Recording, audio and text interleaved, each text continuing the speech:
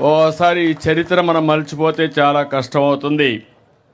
ఆ రోజు ఇక్కడే కాదు, అన్ని దేవాలయాల్లో, అన్ని గ్రామాల్లో పవిత్రమైన మట్టిని తీసుకుని, అక్కడ జలాలు తీసుకుని దేవాలయాల్లో పూజలు చేసి ఆ పూజ ఫలితాలు ఇక్కడికి తీసుకొచ్చాం.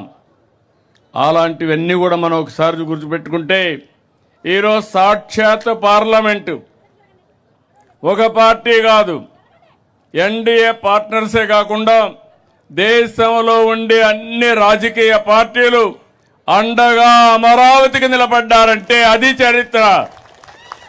కానీ ఒకే ఒక పార్టీ, దిక్కుమాలిన పార్టీ, ఏమనాలో తెలియదు, వాళ్ళని మనం చూసాం. శ్మశానం అన్నారు. ఈరోజు మనం తెలుగు లేని శాసనాన్ని చేసుకునే పరిస్థితికి వచ్చాం. నేను ఎప్పుడూ చెప్పాను, 3 ముక్కలాట చాలా సులభం అనుకున్నారు.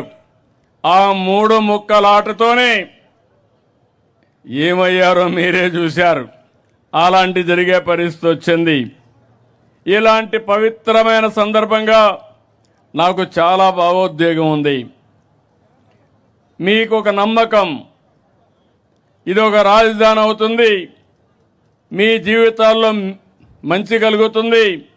అదే కాకుండా మీరు ఇక్కడ రాజధానికి భూమి ఇచ్చిన వారు శాశ్వతంగా అవుతారనే మంచి పేరు కోసం ఒక నమ్మకంతో నాకు 29,000 మంది రైతులు 33,000 ఎకరాలు స్వచ్ఛందంగా 1% లిటిగేషన్ లేకుండా ఇచ్చారు. ఆ రోజు ఈరోజు నారాయణ గారు ఇక్కడే ఉన్నారు. చెప్తే మీ దగ్గరకు వచ్చి మాట్లాడి చేశారు. ఇది అమరావతి ఒక క్యాపిటల్ కాదు, ప్రజల ఆత్మ గౌరవానికి చిహ్నం. ఇక్కడే అమరలింగేశ్వరుడు కొలువు, ఇంకో పక్క ప్రసిద్ధ బౌద్ధ స్తూపం, కృష్ణమ్మ తల్లి, దుర్గమ్మ తల్లి. ఇంతమంది అండగా ఉంటే తాత్కాలిక ఇబ్బందులు వస్తాయి, కానీ అమరావతికి ఎప్పటికీ అపజయం లేదు. ఇది చరిత్ర. ఆ రోజు కూడా నేను ఆలోచించాను, ఎక్కడ రాజధాని అయితే బాగుంటుందని ఆలోచించాం. నడి బొడ్డున ఒక పక్క దక్షిణ ఆంధ్రప్రదేశ్, ఉత్తర ఆంధ్రప్రదేశ్, 2 మధ్యలో 12